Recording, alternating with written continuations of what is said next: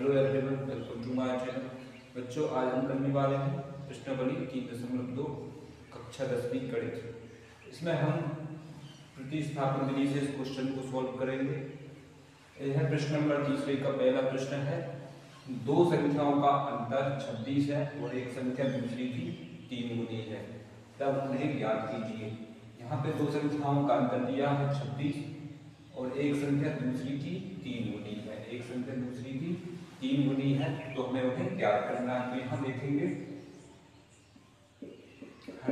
हम, माना कि एक संख्या x है। इसमें हम एक प्यारी संख्या मान लेंगे x तथा दूसरी संख्या हो जाएगी दूसरी संख्या y है।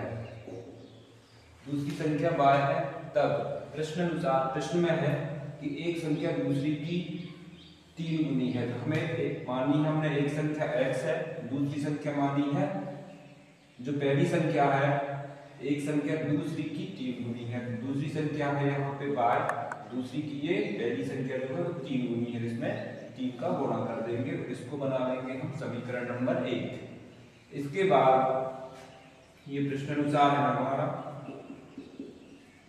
तथा दो संख्याओं का अंतर 26 है। यहाँ पे है दो संख्याओं का अंतर, हमने एक संख्या x मानी है और दूसरी मानी है y, तो इन दोनों संख्याओं का अंतर दिया है 26। x माइनस y बराबर हो जाएगा 26।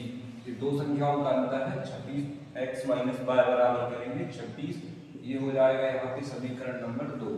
यहाँ पे x बराबर दिया है ये 3 बार। समीकरण 1 से हम x का मान जो कि है 3 बार, ये मान समीकरण 2 में रखेंगे। x का मान समीकरण 1 से समीकरण 2 में रखने पर, समीकरण 2 में रखेंगे। ये x का मान है, समीकरण 1 से हम समीकरण 2 में रखेंगे। तो यहाँ पे देखिए x बराबर है 3 बार, तो शुरू में है x, तो x का मान रख देंगे यहाँ पे हम 3 बार। आगे है इसमें माइनस y बराबर में है 26। तो ये देखिए 3 बार में से एक बार माइनस हो जाएगा, 3 बार माइनस, एक बार माइनस हो जाएगा, बचेगा 2 बार बराबर में 26। यहाँ पे 2 बार बराबर 26 है, तो एक बार बराबर क्या आएगा, एक बार बराबर आ जाएगा 13। ये 2 से कैंसिल हो जाएगा, 2 से कैंसिल हो जाएगा 13 बार। 2 एकम 2 और 2 3 6, बार बराबर आ गया 13। ये y का मान आ गया 13। अब ये y का मान हम समीकरण 1 में रख देंगे। y का मान समीकरण 1 में रखने पर,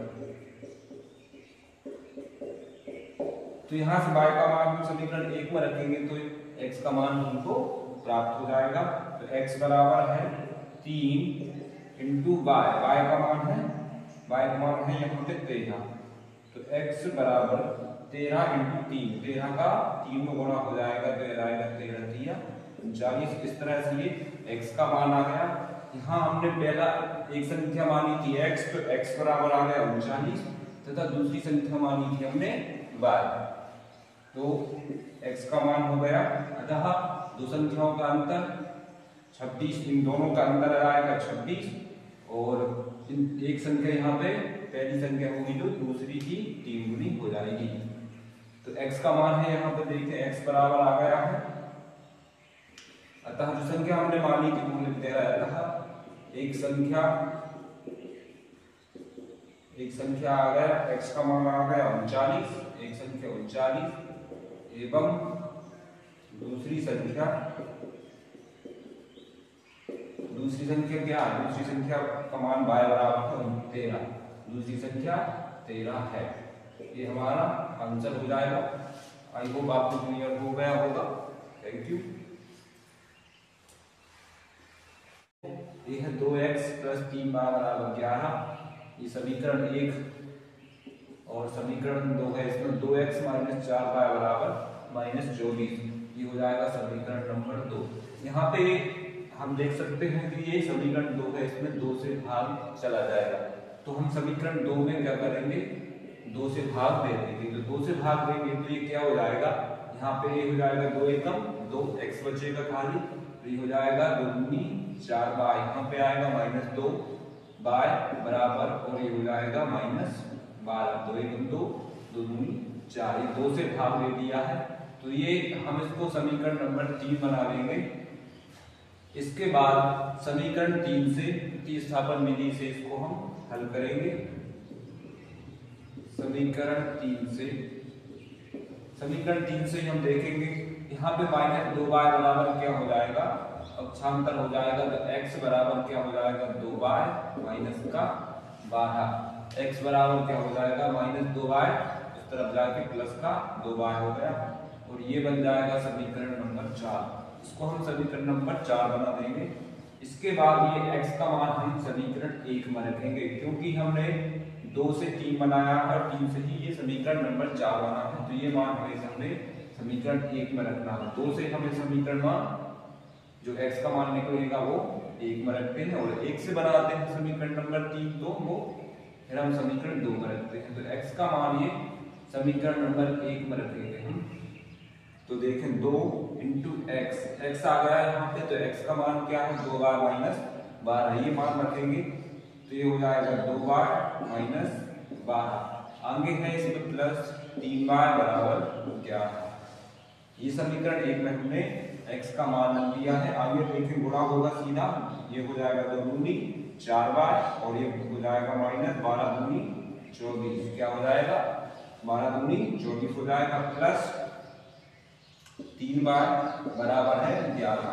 अब आगे देखिए यहाँ पे 4y और प्लस 3y ये दोनों समान चर हैं, तो जुड़ जाएंगे, 4y और 3y होते हैं यहाँ पे 7y बराबर 11, और ये 24 का हम पक्षांतर कर देंगे तो ये हो जाएगा प्लस का 24, तो 7y बराबर आ जाएगा 11 और 24, इन दोनों को प्लस करेंगे, प्लस करने से ये हो जाएगा 35 हो जाएगा, क्या होगा 35 हो जाएगा। तो यहाँ से देखिए 7 से 35 कैंसिल होगा, तो y बराबर आ जाएगा, कितनी बार कैंसिल हो जाएगा 5 बार, तो y बराबर आएगा 5।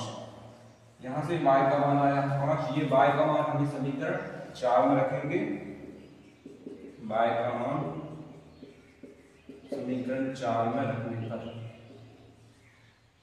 y का मान समीकरण 4 में रखने पर, समीकरण 4 में रखेंगे तो यहाँ से हमें x का मान मिलेगा, तो x बराबर है 2 इंटू y का मान रखेंगे y, तो ये हो जाएगा इंटू 5 माइनस का 12, तो ये आ जाएगा 2 पंजे 10 माइनस का 12, x बराबर है तो -12 और प्लस 10, 12 में से 10 जाएगा यहाँ पे, तो ये बचेगा x का मान -2, 12 में से 10 का माइनस का बड़ा नंबर है इसलिए माइनस का 2 जाएगा।